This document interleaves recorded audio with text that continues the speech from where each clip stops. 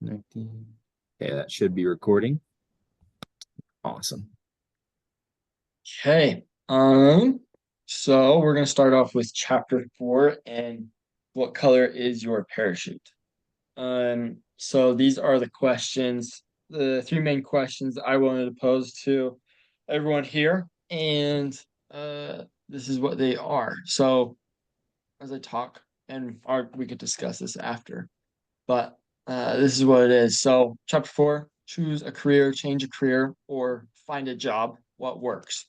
And then I wanted to ask everyone, you can just holler out, uh, what are your hobbies? What type of environments do you enjoy being in? And what do you find yourself good at? Um, Being who wants to holler out? Just go ahead. golf. Cycling. Cycling, awesome. Soccer. Soccer, Playing guitar. Did you say guitar too? Yeah, right Oh, there. that's awesome. That's what we like. Good stuff. I tried to learn guitar and it didn't go so well, so I just stuck to skiing. skiing, let's go. Mine's hunting and fishing. What in type of environments do you guys enjoy being in? Like, when you think of a work environment, what kind of environment do you find yourself thriving in? Is it outside, inside? Is it amongst a exciting group? Is it amongst a slow group that's easygoing, laid back? For me, Um, I like to be out and going. I don't like to sit at like a table. So I like being out in an environment, talking to people, meeting new people, doing different activities, and trying to gain understanding of who they are and what they're doing. Yeah, I'm kind of with Kaylor. I like being around people, talking to new people, with outgoing, little more fast-paced people. I don't like a work environment that's slow and quiet and really, nobody's talking. It gets boring. Yeah, I'd say everything but a work environment I can adapt pretty well. Sometimes those work environments can be pretty draining with the fluorescent lights. I agree with that.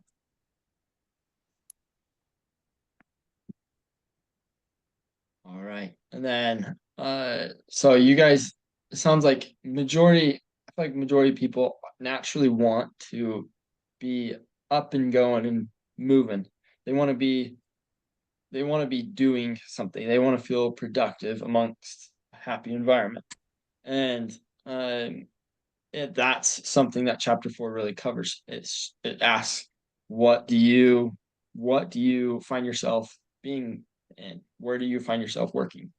And it asks several questions and goes through and makes you really, really think. Where do I want to be spending majority of my time of my life at? Do and can I thrive in this type of environment? And if not, it says go change, go try something new. And I thought like, yeah, pretty good advice. But then that change comes up and you're like, where am I supposed to go? I don't know. And not, I don't like the work environment that I'm in. And now I'm supposed to change. What the heck? So this brings up my next question. So to explore more, what has been your guys' very most favorite job and why? Golf course, Hubbard golf course all day. I've had other jobs. I'm still looking to get a new job, but every time I get a new job, I try to like keep my foot in the door here because I'm like, I just love this place, love the people here, the environment. It's more the people than anything. Obviously, free golf is a benefit, but the people I'm around here, I golf with them. I've become friends with most everyone I've worked with here. Totally. Totally. Who else? I love what I do now. I've done real estate for 20 years. I love my clients and being able to help them find a place that they're going to take their families or move into and invest in. So, yeah. Cool. I'd say Go ahead. yeah, like when I worked at Costco pushing carts as like right out of high school and you were able to go skate with your friends. Those are like the times that I enjoyed the most where there was that like work life balance and life was a little bit more simple. Yeah, for me, where I work now, I like because I do like marketing and stuff like that in different events. So I can go to golf courses and do the things I enjoy doing, getting out and talking to people and interacting with people, but also different like events like Cowboy Christmas and stuff like that. So put myself in a different place than I would ever imagine. I didn't realize you guys went to Cowboy Christmas for that. That's actually awesome. Yeah, so we got to go to Cowboy Christmas and do like the NFR and all that stuff, and it was a fun activity. Pretty I sweet. wish I would known you were down there. I would have come and said hi at the Vinky tent. Oh yeah. That's Yeah. cool. I think my favorite job was probably when I was building fences. I didn't get paid super great, but it was fun to be outside. And after the day, you always felt like you actually worked, and it was always a good time with good people. So Yeah, that's cool. It's very, very cool to hear all your guys' insights. Like real estate, you could expand in that. Golf, big industry. People love golf, have a big passion for it, and you can make if you somehow figure out a way to stay in that environment, you can really scale it and scale yourself as well. And don't know much about uh, don't know much about the golf industry, but hey, I know a lot of people will pay a pretty penny for golfing. Yeah. So, and also is that's interesting that you'd say with Costco, Jeremy, and how you just went skating after. How you just hung out with friends, you do it all day long. That's pretty cool. I mean, of course, not the Costco pushing the carts part, but hanging with friends and skating part. That sounds like living the life, so that's sweet. I'm I'm taking up a lot of time, but I think that exploring your options and what you genuinely want to do is what you really need to focus on, what you really need to explore. And it's really helpful. So I'm gonna send in, I have another part, but I've taken too much time. I'm gonna send in these links that the book suggests on popular job careers and the most desirable jobs that people have looked for. So, who would like to go next?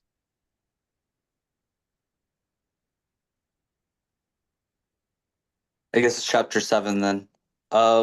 So for chapter 7, the thing that hit me is you get to choose where you work. So the title is to flip the mindset of you're not stuck waiting for opportunities.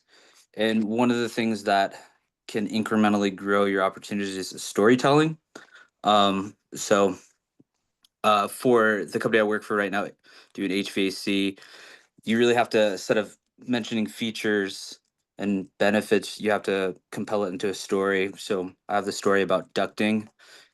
People normally have like 90-degree angles in their house, and it really restricts the airflow. And so I'll mention, if they have like family over for holidays, everybody gets super stuffy, but when they have like a variable speed furnace, it's able to keep up with the amount of people that are coming in. And when they improve their ducting, it's like removing 50 feet of it. So there's various like stories that I sprinkle out. The book suggests, 2 or 3 stories that really hone in, and that's what's really able to sell you. So yeah, I guess my question is for you guys, what stories do you currently use in your sales career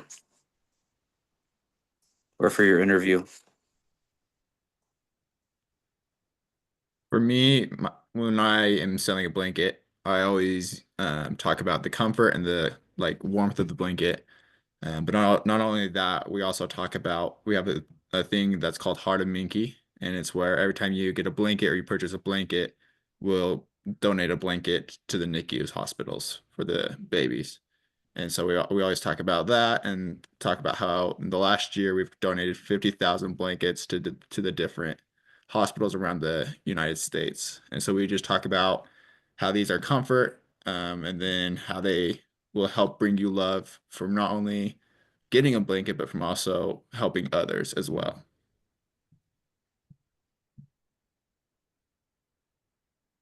Anyone else? Mm. I was gonna expand on that, but I'll just wait until it's my turn. So we're good. I kind of in the same way. I'm gonna expand on it, but it kind of will go into what I have to say when it's my turn. So I'll expand on it then. Yeah, so for Jaden was in he was teaching in Blake's class this week. And so when he was talking about like digital marketing for how Blink wow, I can't even say it now. Minky contributed back was really powerful in terms of it's actually doing good and it has brand recognition that way. So yeah, that's great storytelling. And that's all I have on that chapter. Nice. Good job, Jeremy. Mhm. Okay, so my chapter was chapter 8.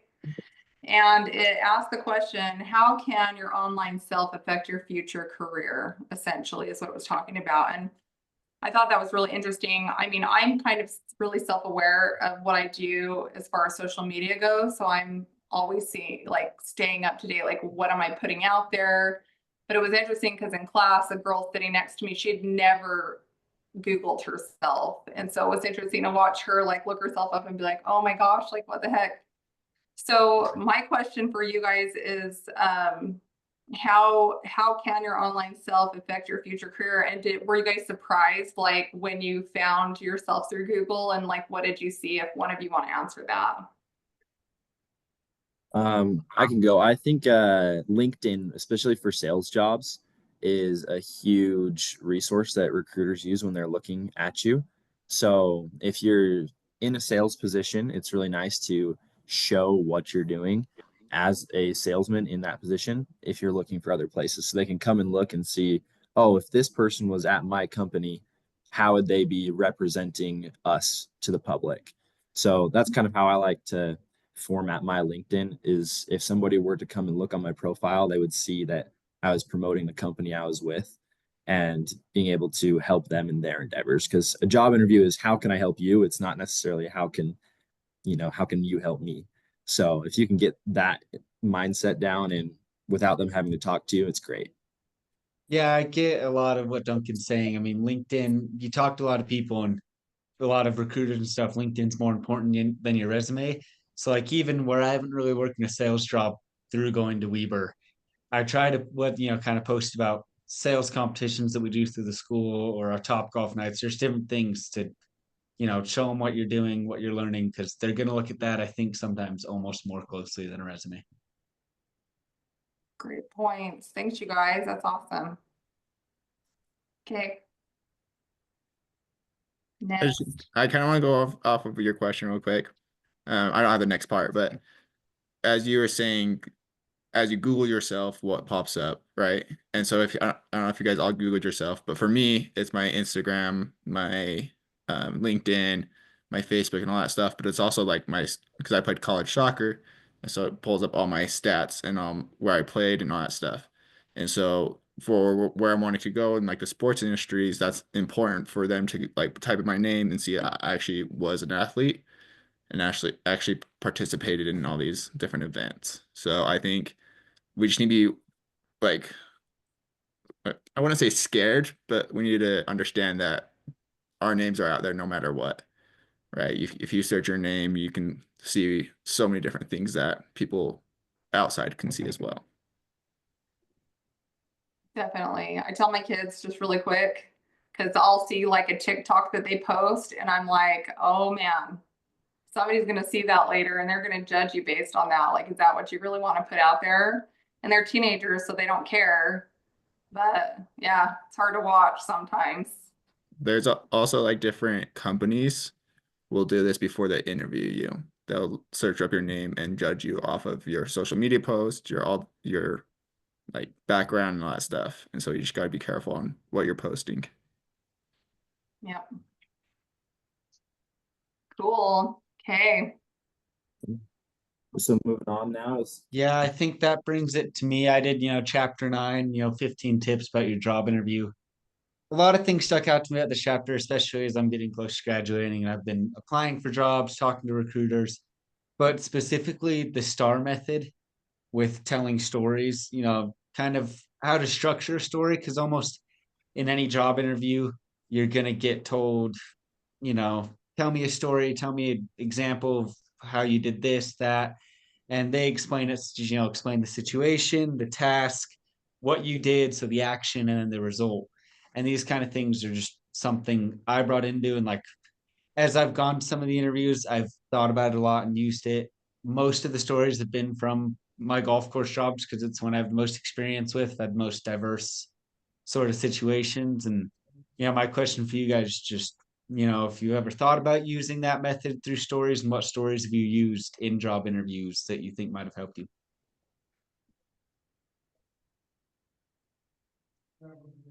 Well, I go ahead, Jaden. all right, thanks. Sorry. I always utilize the funny stories, but also I try to get them to laugh at first, but then try to turn that into something that's credible and something where they can picture me being at the place, me working for them.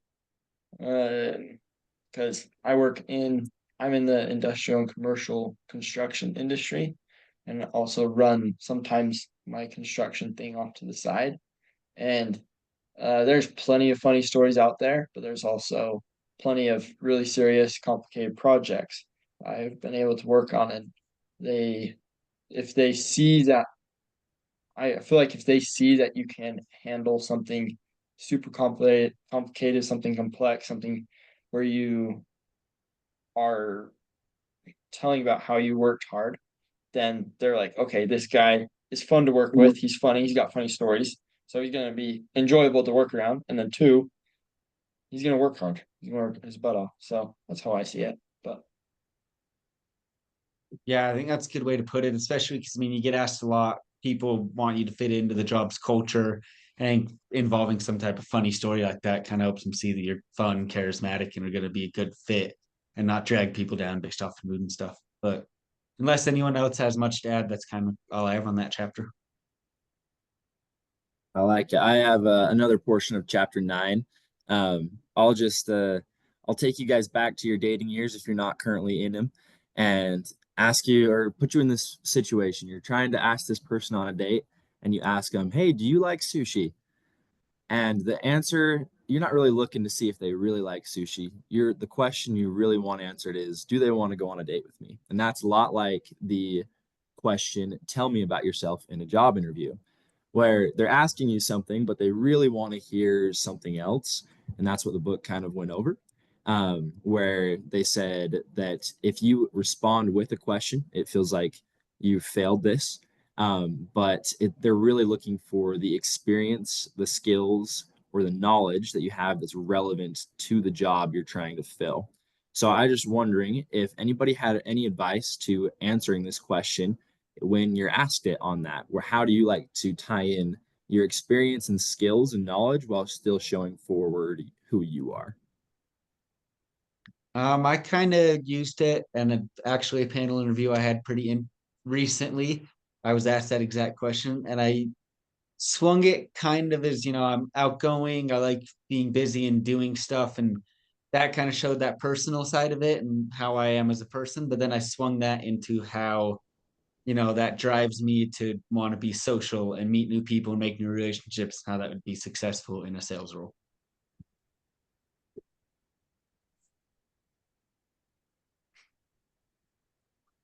Anybody else? Can you rephrase the question? Yeah, for sure. How do you like to show who you are while you're showing forward your strengths for the job? Yeah, I think going off of what Jaden just talked about with like the storytelling and stuff like that, um, we have a lot of different kind of unique things about us and who we are and where it got us. And so whenever I tell a story, I like to share kind of what Jaden was saying, like who I am, what happened to me, how it affected me, and then how I accomplished it, right? Mhm. And so when I'm telling stories or when I'm sharing who I am and seeing what they want to hear, right? You're talking about how they want to hear something. I would always do my homework on who the company is, what they're doing, what they're selling, and then kind of base my stories off of that. Make sure that I'm saying what they want to hear and that I'm making sure that I'm showing that I'm going to do something to help promote their company. I love it. I love it. That kind of reminds me of one of the other bullet points that it talked about, where it said do your homework on the company, beforehand and then find where the key competencies are for the job so that you can work it into that. So thank you both for sharing. That's about what I have on my portion of that. So we can move on to the next person here. I think it's me. I took chapter 11, and this is saying how do you start your own business, right? And so coming out of like college, high school, whatever your skill level is, it's talking about in this book or in the book, it's talking about traditional jobs, right? There's always these different traditional jobs that you can go look for, but sometimes the job search isn't going so well. And so there's always the idea that you could start your own business. Um, and so how you can do that is first I want to ask you guys, is it difficult sorry, do you guys think it's difficult to start your own job, your own business? No, I don't think it's difficult to start your own business. And why do you I say think that? So I think you just have to have an idea. And if you're self-driven enough, I think you just start taking the steps necessary to obviously get your licensing. You got to get a business license, pay your fees. So my husband and I are both self-employed. I own my own real estate company. I'm the broker and owner of it. But I also helped, and this goes into like the question before, like what's your star story or whatever. I actually helped another brokerage get off the ground, and they had me come in and basically like build their company from scratch. So I think it's just having the confidence in yourself and saying, I can do this, and then taking the risk. Like you've got to be willing to take some of that risk. And risk is varies depending on where you are at your life. Like if you don't have kids and it's not going to be huge financial strain or whatever, then do it. Like take the opportunity now and just be really consistent and it'll grow. Yeah, I love that. In the book, it talks about having grit, kind of like what you're saying, take that risk, right? But when it talks about having grit, it means you have to put put the pedal to the ground, right? That means you're gonna have to work 50 hours a week, spend a lot of money and all this stuff. So, Carrie, since you started your own business, I want to ask you, when did you start seeing like a uprise with your money? Like what year? So I would say more it's with my husband's than mine because I've focused a lot on our family. But with my husband, he's definitely got that grit where he's got the consistency of waking up at like I call him Mr. Rogers. Like, do you guys remember Mr. Rogers' Yeah. Neighborhood? Because he is like so predictable. He like gets up at the same time, brushes his teeth at the same time, like has a routine that he does every single day, makes the list of everything he needs to do. And just that consistency has caused in the last couple of years just this real natural like organic growth where he has engineers or cities call him that get referrals about him because he works so well. Like he's such a good business owner and has such good customer service that the businesses just started coming into him where he's now having to hire somebody. So if any of you want to go to automation school to ATC, plus you got your sales degree, you call us because that's what we need anyway. So yeah, so he's had to hire our son and it's just organically grown, but it's taken a couple of years of just like real consistent. Yeah, absolutely. In the book, it kind of talks about how it takes years to get that money, the money that you're expecting, right?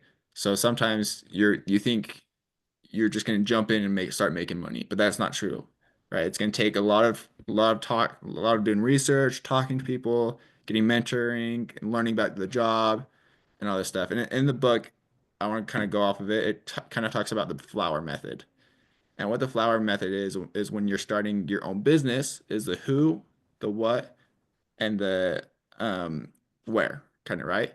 And so when you're looking at businesses, you want to understand who you're creating this business for, what you're kind of go to customers, who you're trying to help, who you're trying to make grow, and then that goes into what are you going to make this business? What is your product, right? And so those are some things that you need to figure out how to start your business.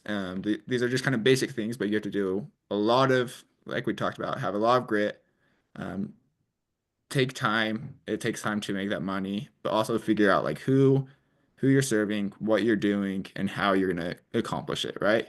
And there's several different things that you need to do just before you start making your business. But that just comes with time and knowledge from your research.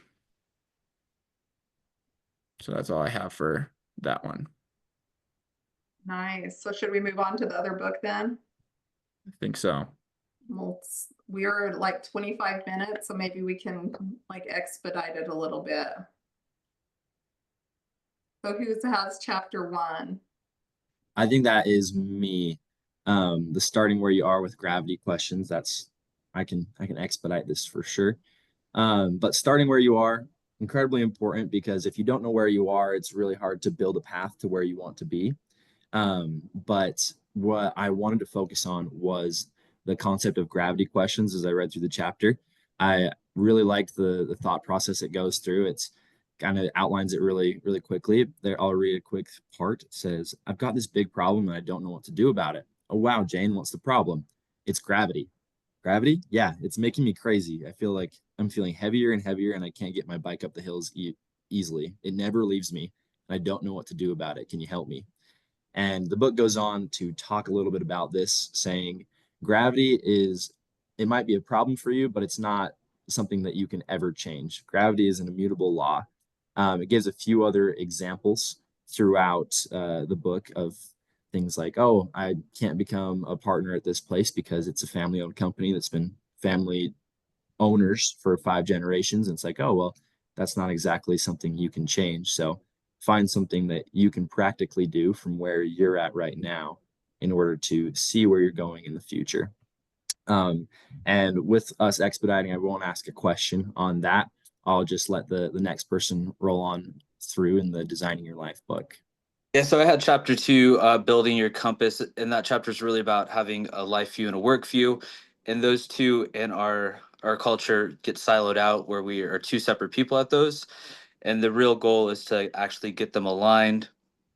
There's an interesting quote that reminded me.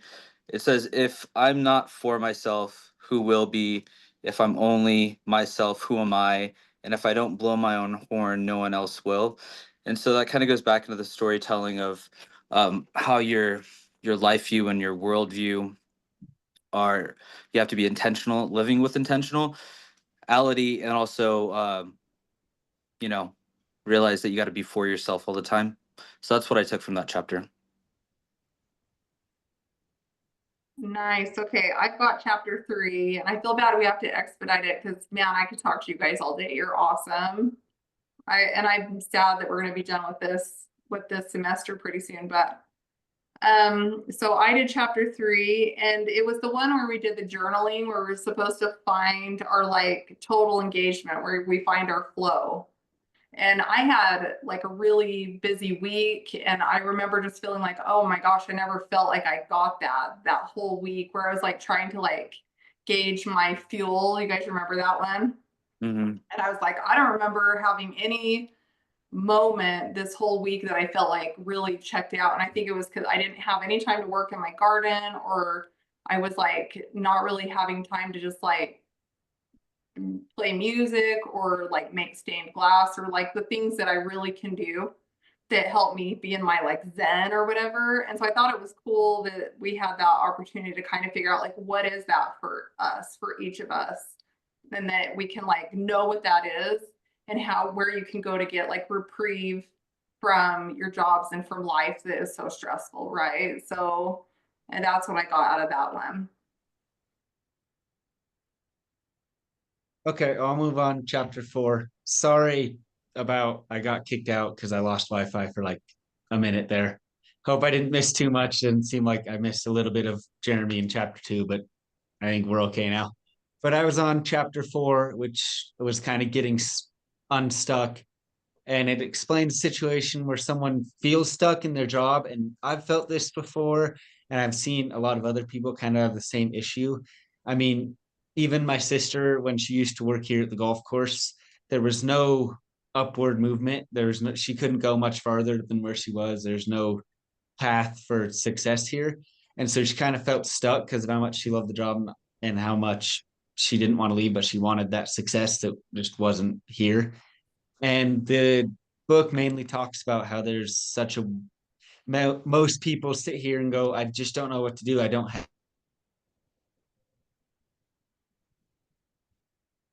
Uh-oh. We lost Wade. Dang it. Dang it. Okay, maybe he'll jump back on in a minute.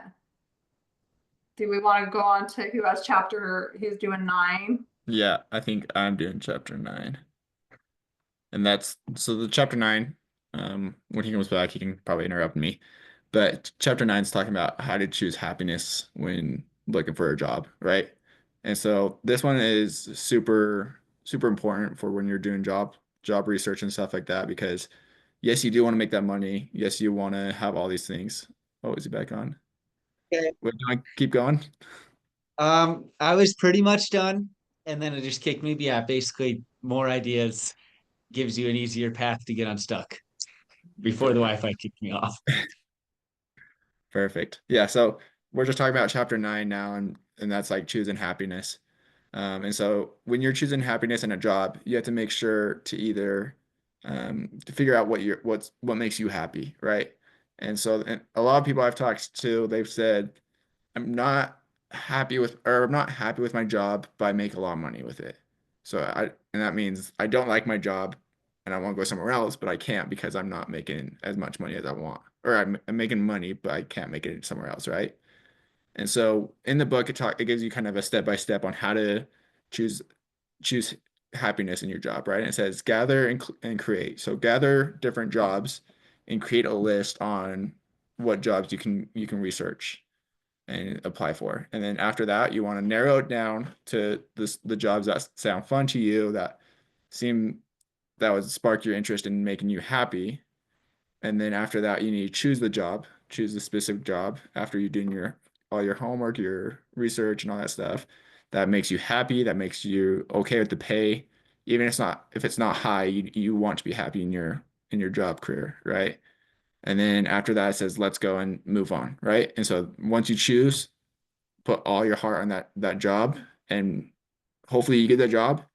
And then as you do, move on and continue to make that job that happiness that you have decided. And so I just kind of want to ask real quick, what do you guys look for when you're looking for a job? What that brings you happiness? Something that will allow me to have time for myself and won't consume everything. So I'm not looking for a job that will have me traveling all over the place and things like that, but something that allows me to have time with my family and friends and hobbies. So time is important to me. I agree with Duncan a lot. Time's really important to me. And when your work consumes your entire life, it better be, your entire passion and something you love doing more than anything else. Because if it's not, I think that'll just drain you and eventually just ruin you. So I really love sales. I love real estate because with my job and same with my husband, we've been able to integrate our sales careers into our family. So if I get a call during dinner, like my kids have just grown up with that. They know that's just what we do. But it's so awesome that I can take that call and take a minute and then I can integrate back into my family life. So I would say it's definitely the freedom to be in my car working or traveling or whatever I've got to do to go meet clients and have that freedom to be able to acclimate, I guess. Yeah. I totally agree with Carrie.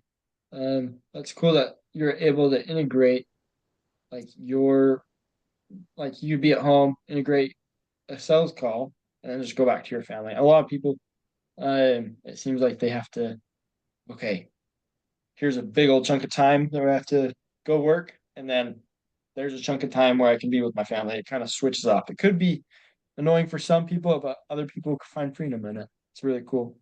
I think that a type of job where you don't go insane, where you uh like just like Wade was saying, you enjoy it, it's your passion. You can't be feeling stuck or feel like you're in a jail cell and and by the end of the day you're like, freedom, I'm out of here. It's like it's not the greatest feeling. the most healthy feeling. So finding a job is where you can where it's stable, where it's fun, and you are just doing good, being happy at your job. I love that. Jamie, do you have anything? I think I have like the contrarian view where I've made peace with I don't really want to retire. So, and also with my lifestyle now, I can be the guy that works the 80 hours and doesn't need to be around the family as much. So, there's always different perspectives, but I've embraced that grind a little bit for the first little bit. So, I think this book helps you realize like the bigger picture in the end though. Yeah, no, I agree. There's a lot of jobs that like you can be happy with and you can make money at the same time. And you just have to do your research, right? But for me, the takeaway of this chapter, and then we can move on, is to figure out a job that you actually really care about, right? That brings you joy, that's something that you want to go to every day, that you want to go and not come home and be like, oh, I'm finally done with this job, right? I'm finally done with this day. You should always be excited to go to work. I know it's work, but that means you have to find something that you enjoy doing. And if you can do that, then you'll be happy and you'll have that happiness in work.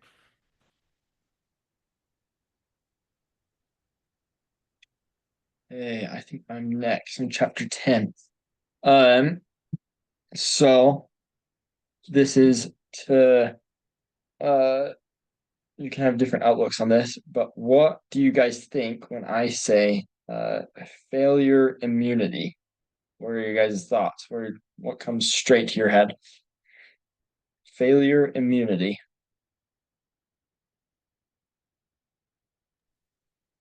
I'm like, I mean, straight to my head is like you're immune to failure. You're immune to that feeling of being defeated and just that feeling of absolute failure. Very good. Yeah, I'd say getting over that the virus of shame and embarrassment in sales is definitely a huge point, right? Yeah, You got to learn how to kill that fast. very cool.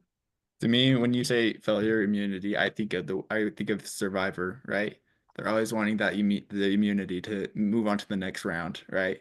And so to me, when you say failure immunity, I think of they didn't get that immunity to make it on to the next round. And so they're upset that they didn't work hard enough. They didn't get to that point that they wanted to carry on to the next round. Gotcha. That's cool. Harry, Duncan, what do you guys think? Makes me think of a quote my coach used to say that no success is final and no failure is fatal. Really like that one. Just puts you in the mindset of things are always just going to keep moving and you have to keep moving with them. Doesn't matter if you succeed or if you fail, you just got to put your nose to the grindstone and get moving. Well, so my thoughts are, so who likes fishing? Raise your hand really quick and maybe we'll end with this. Like you guys all like to fish? So I fly fish, right? So it takes a lot of strategy to know like what fly, what water, and I compare sales to that. You're going to go out there and you're going to spend your time fly fishing, and if you don't love it, you're not going to do it. But you cannot catch a fish and be out there and enjoy what you're doing. And the failure of not catching a fish isn't going to make you quit fly fishing or quit fishing. You're going to go out knowing at some point you're going to catch that fish, and you're probably going to release it because who likes to eat trout? It's disgusting. But you're going to release that trout, but at some point you're going to catch that fish, and that's why you keep going back and doing it and doing it. And that's what sales is all about. Love that. That is awesome. Yeah. You guys all hit it right on the nail head. I'm gonna end with this.